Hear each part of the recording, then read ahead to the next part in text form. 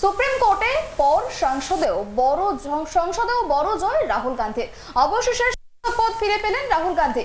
ওয়ানএডের সাংসদ হিসেবে পুনর্বহাল করা হয়েছে রাহুল গান্ধীকে। আজ সকালেই লোকসভার সেক্রেটারিয়েটের তরফ থেকে রাহুল গান্ধীর সাংসদ পদ ফেরানোর নির্দেশ দেওয়া হয়। আজ থেকেই সংসদে অধিবেশনে যোগ দিতে পারবেন রাহুল গান্ধী। 2019 সালের লোকসভা পদবি নিয়ে বিতর্কিত মন্তব্য করে মানহানির মামলায় জড়িয়ে পড়েছিলেন রাহুল গান্ধী। তার বিরুদ্ধে অপরাধমূলক মানহানি মামলা দায়ের করেন গুজরাটের বিজেপি সাংসদ পূর্ণেশ মোদী। ওই মামলায় চলতি বছরে মার্চ মাসে সুরাটের গান্ধীকে দোষী সাব্যস্ত করে এবং 2 বছরের জন্য কারাদণ্ডের সাজা দেয়।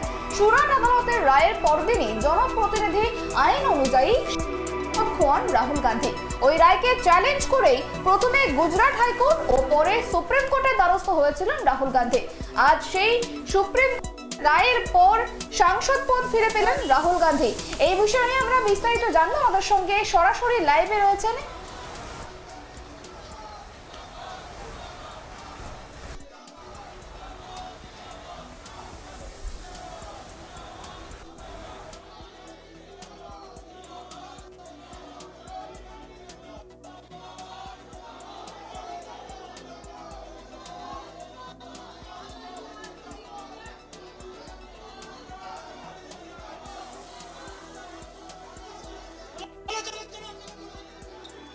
ইতিমধ্যে রাহুল গান্ধী সংসদে রি-এন্ট্রি, মুখে ফুটল রাহুল।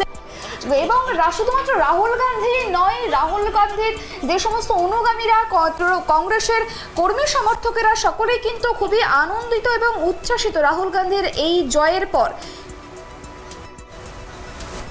আপনারা দেখতে পাচ্ছেন শুধুমাত্র রাহুল গান্ধী নয়, রাহুল গান্ধীর সঙ্গে আরো অনেকেই কর্মী সমর্থক রয়েছেন। সুপ্রিম কোর্টের পর সংসদে বড় জয় পেয়েছেন রাহুল গান্ধী। সুপ্রিম কোর্টের পর সংসদে বড় জয়, অবশেষে সংসদে ফিরল রাহুল গান্ধী। ওয়ানএডের সাংসদ হিসেবে পুনর্বহাল করা হয়েছে রাহুল গান্ধীকে। আজ সকালেই লোকসভার তরফ থেকে রাহুল গান্ধী সাংসদ পদ ফেরানোর নির্দেশ দেওয়া হয় এবং আজ থেকেই সংসদে অধিবেশনে যোগ দিতে পারবেন রাহুল গান্ধী। দেখতে পাচ্ছেন রাহুল গান্ধীর এই যে ছবিটা আপনাদেরকে দেখাচ্ছে ট্রাইব টিভির পর্দায়, শুধুমাত্র রাহুল গান্ধী নয়, তিনি যে তার সাংসদ পদ ফিরে পেয়েছেন তাতে কার্যত তিনি এবং তার অনুগামীরা খুবই উচ্ছ্বাসিত। এবং আমরা যেমনটা দেখছিলাম এবং যেমনটা সূত্র মারফত জানতে পেরেছি, রাহুল গান্ধীর এই জয়ের পর রাহুল গান্ধীর বাড়ির বাইরে তার কংগ্রেসের কর্মী সমর্থকেরা ঢাক ঢোল বাজনা বাদ্যি নিয়ে কিন্তু রাহুল গান্ধীকে স্বাগত জানায় এবং তারা রীতিমতো আনন্দ উদযাপন করেন।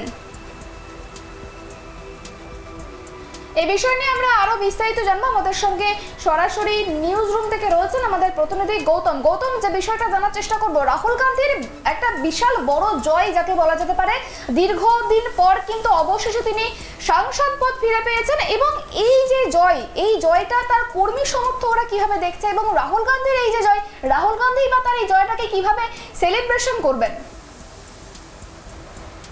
প্রথমে যেটা বলবো যে সুপ্রিম কোর্টের পরে এবার সংসদেও কিন্তু রাহুল গান্ধীর জয়। এই জয় কিন্তু রাহুল গান্ধীর জয় বলবো না, এই জয় কংগ্রেসের জয়। এই জয় নতুন যে ইন্ডিয়া জোট, বিজেপি বিরোধী জোট ইন্ডিয়া, সেই ইন্ডিয়ারও কিন্তু এটা জয়।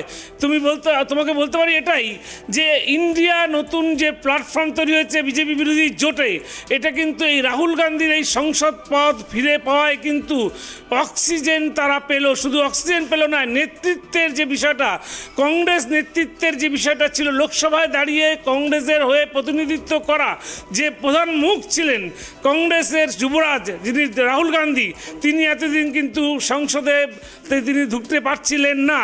এবং তুমি জানো এই বিষয়টা নিয়ে কিন্তু দীর্ঘদিন থেকে আন্দোলন চালিয়ে যাচ্ছিল কংগ্রেস এবং আদালতের লড়াই চালিয়ে যাচ্ছিলেন কংগ্রেস নেতা রাহুল গান্ধী। তুমি জানো যে 2019 সালে যে লোকসভা ভোট হয়েছিল, সেই লোকসভা ভোটে প্রচার চলাকালীন রাহুল গান্ধীর একটি জনসভায় বক্তব্যে মোদির সম্পর্কে একটা বক্তব্য নিয়ে কিন্তু বিজেপি তারা মানহানি মামলা করেছিল, যে মোদির পদবি নিয়ে কটাক্ষ করেছেন রাহুল গান্ধী, এই মামলা করেছিল।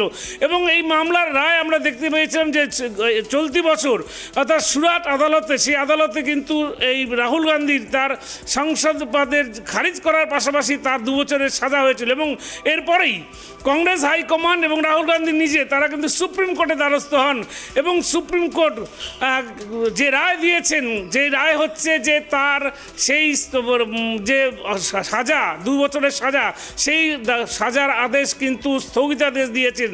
এবং শুধু তাই নয়, স্থগিতাদেশ দেওয়ার পাশাপাশি রাহুল গান্ধীর যে সাংসদ পদ সেটা ফিরিয়ে দেওয়ার আদেশ দিয়েছেন। এবং সেই আদেশ পাওয়া মাত্রই আমরা দেখতে পাচ্ছি যে কংগ্রেস অনুগামী, রাহুল গান্ধী অনুগামী এবং কংগ্রেস সমর্থকদের মধ্যে উচ্ছ্বাস আনন্দে ফেটে পড়ছেন তারা।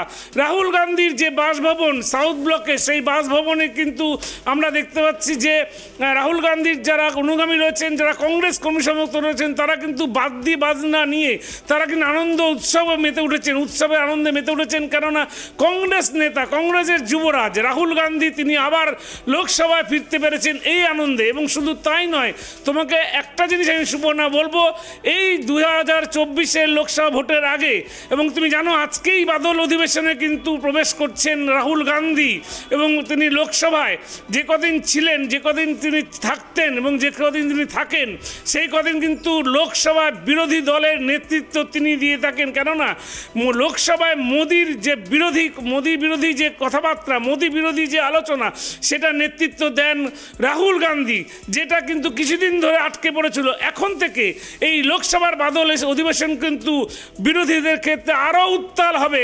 মোদি সরকার কিন্তু আরও চাপে পড়ে গেল। কেননা এতদিন মল্লিকার্জুন খাড়গে বা অন্যান্য বিরোধী দল যারা ছিল তাদের পাশাপাশি এবার রাহুল গান্ধী যোগ দিলেন। অর্থাৎ রাহুল গান্ধী কিন্তু এবার মোদির বিরুদ্ধে আবারও কিন্তু লোকসভায় সোচ্চার হবে। এবং সাম্প্রতিক যে ঘটনাবলী রয়েছে, মণিপুরের কাণ্ড রয়েছে বা অন্যান্য কাণ্ডগুলো রয়েছে, সেই সমস্ত নিয়ে বিজেপি সরকারের বিরুদ্ধে কিন্তু, তারপরে তোমার যে অর্ডিন্যান্স জারি করেছে বিজেপি, সেই অর্ডিন্যান্স বিলের বিরুদ্ধে সমস্ত বিষয়টা নিয়ে কিন্তু এবার রাহুল গান্ধী সোচ্চার হবেন লোকসভায়। এবং যার ফলে ব্যাক ফুটে পড়ে গেল কিন্তু বিজেপি, এবং অনেকটাই অক্সিজেন পেল ইন্ডিয়া জোট, যে জোট লোকসভা 2024-এর লোকসভা নির্বাচনের আগে একটা লড়াইয়ের কিন্তু অন্য মাত্রা পাবে। এবং এই মুহূর্তে যে ছবিটা গোটা ভারতবর্ষে দেখা যাচ্ছে, রাহুল গান্ধীর এই জয়কে কংগ্রেস কর্মীরা কিন্তু আনন্দ উৎসবে পরিণত করেছেন। সুবর্ণা, গৌতম, আরো যে বিষয়টা জানার চেষ্টা করবো, আগামীকাল কংগ্রেসের পক্ষ থেকে সরকারের বিরুদ্ধে একটি অনাস্থা প্রস্তাব আনা হয়েছে। তাহলে সেক্ষেত্রে কি রাহুল গান্ধী, যেহেতু আজকে তার সংসদে প্রত্যাবর্তন হতে হয়েছে, তো সেক্ষেত্রে কি কাল তিনি ওই যে অনাস্থা প্রস্তাব আনা হয়েছে সরকারের বিরুদ্ধে, সেক্ষেত্রে কি তিনি সেখানে যোগ দেবেন, কি জানা যাচ্ছে? দেখো, সুপ্রিম কোর্টের নির্দেশ অনুযায়ী তিনি কিন্তু আজকেই বাদল অধিবেশন, লোকসভার বাদল অধিবেশনে যোগ দিচ্ছেন।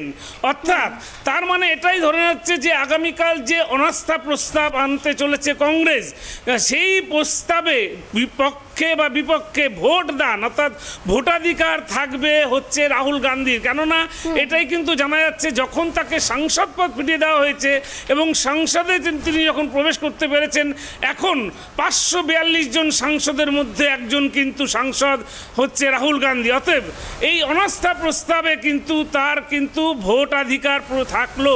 এবং আগামীকাল যে অনাস্থা প্রস্তাব আনবে এবং রাহুল গান্ধীর নেতৃত্বে বা মল্লিকার্জুন খাড়গের নেতৃত্বে যে অনাস্থা প্রস্তাব, সেই প্রস্তাবের পক্ষে বা বিপক্ষে ভোট দানের অধিকার থেকে গেল রাহুল গান্ধীর। এবং এটা কংগ্রেসের ক্ষেত্রে বা বিরোধী দলের ক্ষেত্রে কিন্তু একটা বিরাট জয় বা বিরাট সাফল্য, এবং মোদী সরকারের পক্ষে কিন্তু একটা অশনি সংকেত হয়ে দাঁড়িয়ে গেল এই মুহূর্তের পরিস্থিতিতে। সুবর্ণা, একেবারেই অনেক ধন্যবাদ গৌতম আমাদেরকে এই বিষয়ে তথ্য দেওয়ার জন্য। যেমনটা আমরা জানতে পারলাম, আজ কিন্তু বাদল অধিবেশনে যোগ দিতে চলেছেন রাহুল গান্ধী। তিনি কিন্তু সাংসদ পদ ফিরে পেয়েছেন এবং সংসদেও কিন্তু পূর্ণভাবেই কিন্তু সশরীরে তিনি হাজির হয়েছেন। সেই ছবি আমরা কিছুক্ষণ আগে আপনাদেরকে দেখাচ্ছিলাম। এবং এই যে জয়, রাহুল গান্ধীর যে জয়, সেই জয়টা শুধুমাত্র রাহুল গান্ধীর জয় বলা চলে না, পুরো কংগ্রেসের জয়। তারা কিন্তু রীতিমতো এই জয়কে আনন্দের সাথে পালন করছেন এবং উদযাপন করছেন। আমরা কিন্তু সেই ছবিও দেখেছি।